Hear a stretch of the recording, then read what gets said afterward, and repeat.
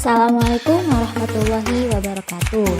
Halo, teman-teman pintar literasi membaca dan menulis. Bagaimana kabar hari ini? Semoga dalam keadaan sehat, sehingga dapat mengikuti video ini sampai akhir. Perkenalkan, saya Fitriyah Maimunah. Kali ini saya akan membahas mengenai bahan ajar yang mempelajari materi bahasa Indonesia mengenai texture pen yang terdapat pada kompetensi dasar 3.6, menelaah struktur dan aspek kebahasaan cerita pendek yang dibaca atau didengar. 4.6, mengungkapkan pengalaman dan gagasan dalam bentuk cerita pendek dengan memperhatikan struktur dan kaidah kebahasaan. Dalam kompetensi dasar tersebut menjelaskan mengenai pengertian texture pen, struktur texture pen, dan kaidah kebahasaan texture pen.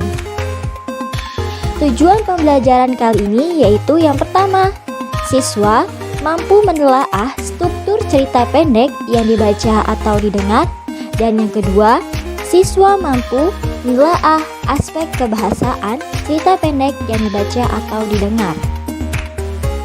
Sebelum menjelaskan materi, coba perhatikan terlebih dahulu penggalan teks berikut ini. Ibu, karya Dwi Astoto Kodari. Tak seperti biasanya, pagi-pagi sekali Parto telah bangun. Ia menggeliat sebentar, lalu ditatap wajah ibunya yang nampak masih nyenyak benar tidurnya. Parto tidak segera beranjak dari situ.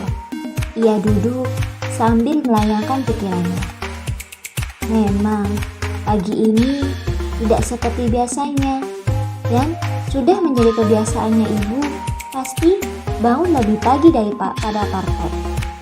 Tapi pagi ini ibu nyenyak sekali tidurnya. Mungkin tadi malam ibu tidur sampai larut, pikir Parto. Sedangkan ia sendiri sudah tidur usai warta berita di radio jam 7. Hai tukang seni ya, pagi sekali kau berangkat, riak Sumi, tetangga yang tiap malam bekerja menjadi tukang pijat. Parto menoleh. Sumi masih duduk dengan sambil sesekali menghisap rokok kreteknya. Saat Parto lewat di depannya, Sumi tersenyum-senyum simpul. Mari Mbak Sumi, kata Parto santun sambil berlalu di depannya. Sumi hanya mengangguk-angguk dan tersenyum. Apakah kalian mengetahui penggalan teks apakah itu? Ya, benar sekali. Penggalan teks tersebut merupakan texture pen atau cerita pendek. Jadi, apa itu texture pen?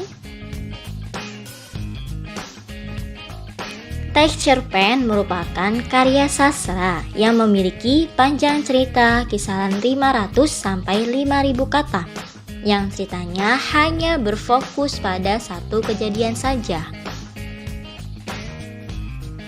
Texture pen menurut Kosasih tahun 2012 halaman 34 mengatakan bahwa texture pen yaitu yang menurut wujud fisiknya berbentuk pendek.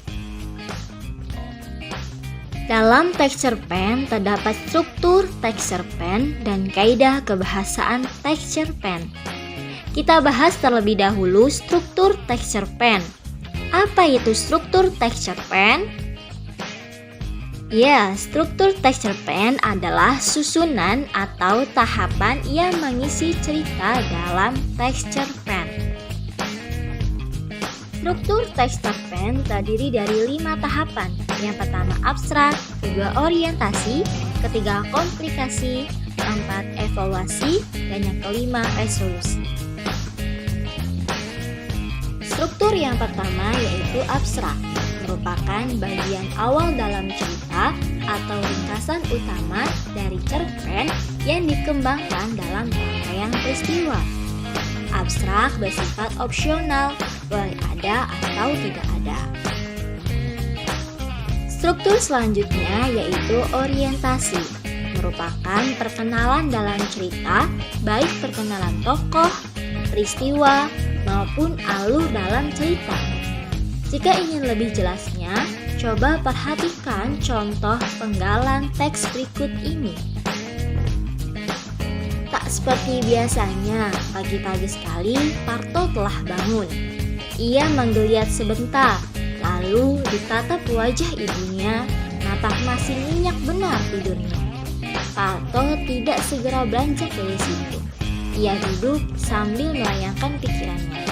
Nah, itu tadi merupakan contoh dari orientasi, yaitu sebuah perkenalan tokoh yang bernama Parto. Struktur yang ketiga yaitu komplikasi, merupakan struktur yang di dalamnya mulai memunculkan permasalahan-permasalahan yang klimaks. Perhatikan contoh penggalan berikut ini.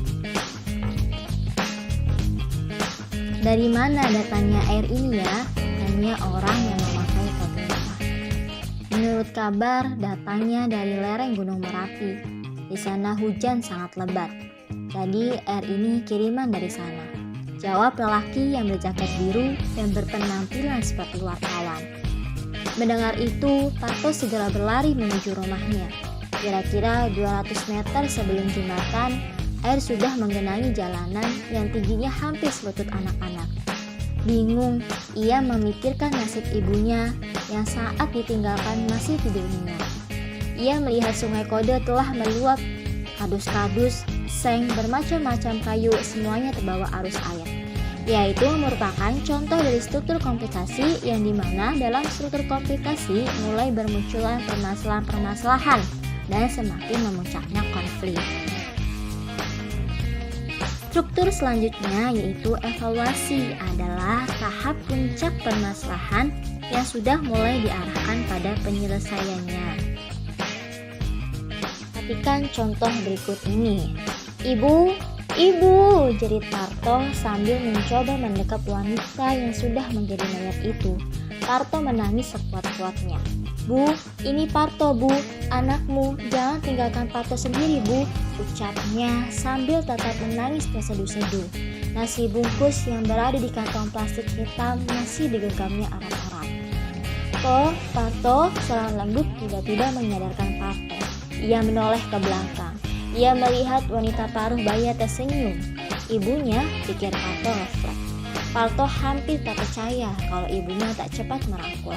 Tahap evaluasi inilah permasalahan mereda dan sudah mulai muncul penyelesaiannya dari cerita tersebut. Struktur selanjutnya yaitu resolusi. Pada tahap ini berisikan solusi dari permasalahan yang dialami tokoh. Dan pada tahap ini pula ending dari sebuah cerita. Perhatikan contoh berikut ini. Bu, ibu selamat, jerit Parto dalam dekapan ibunya. Betul toh, tadi waktu banjir tiba-tiba datang, ibu sedang ke pasar, kata ibunya sambil menenangkan hati anaknya. Pipi yang mulai keriput mulai basah oleh air mata. Parto dan ibunya masih berangkulan. Sebungkus nasi yang tergenggam di tangan Parto terlepas tak dihiraukan lagi. Ia masih mendekap erat ibunya saat terdorong oleh kerumunan orang. Parto hampir jatuh. Ia melihat sebungkus nasi di kantong plastik hanyut terbawa air entah kemana. Nah, itu adalah contoh dari struktur resolusi. Baik, itulah materi mengenai struktur teks cerpen. Selanjutnya, saya akan membahas mengenai kaidah kebahasaan teks cerpen. Teks cerpen memiliki kaidah kebahasaan yang membedakan dengan teks lainnya. Kaidah kebahasaan teks cerpen diantaranya menggunakan kata ganti orang, menggunakan kalimat deskriptif, menggunakan kalimat atau kata ekspresif, dan yang terakhir menggunakan majas. Baik, langsung saja kita bahas satu persatu mengenai kaidah kebahasaan teks cerpen. Kaidah kebahasaan yang pertama yaitu menggunakan kata ganti orang. Yang dimaksud kata ganti orang di sini yang berhubungan dengan sudut pandang pengarang dalam menuangkan ceritanya, seperti aku, dia, atau nama tokohnya. Seperti dalam contoh berikut ini. Tak seperti biasanya, pagi-pagi sekali Parto telah bangun. Ia menggeliat sebentar, lalu ditatap wajah ibunya, nampak masih nyenyak benar tidurnya. Nah, dalam contoh tersebut pengarang menggunakan kata ganti orang dengan menyebutkan nama tokohnya yaitu Parto. Oke, kita lanjut kaidah kebahasaan yang kedua, yaitu menggunakan kalimat deskriptif. Adalah kalimat yang melukiskan atau menggambarkan suatu objek dalam cerita yang digunakan untuk menggambarkan suasana, tempat, dan tokoh dalam cerita. Perhatikan contoh kalimat yang mengandung kalimat deskriptif berikut ini. Lalu ia berdiri, disingkapnya pintu yang terbuat dari kardus bekas. Ia keluar, ditatapnya langit mendung di sebelah timur. Ada sedikit gumpalan awan memutih. Kedua tangannya masih rapat-rapat dilipat di atas dadanya.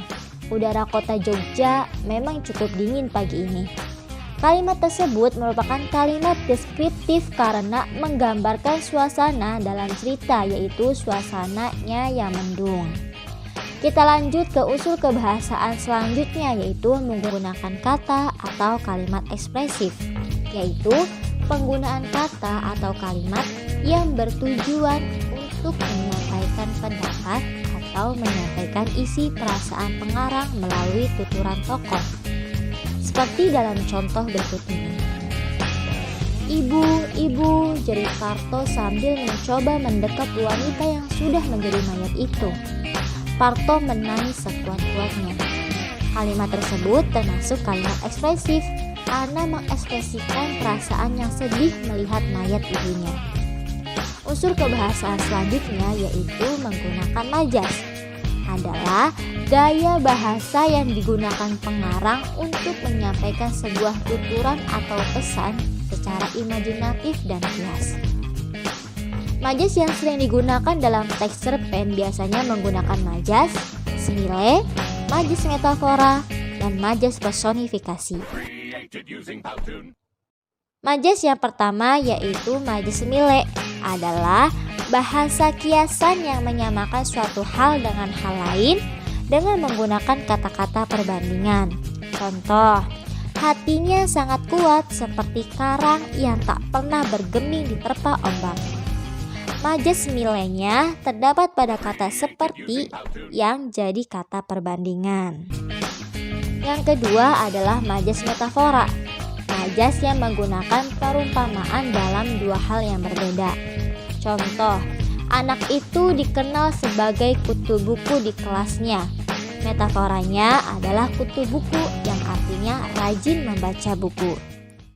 Selanjutnya, majas yang banyak digunakan dalam teks cerpen yaitu majas personifikasi. Majas yang mengupamakan benda mati sebagai manusia.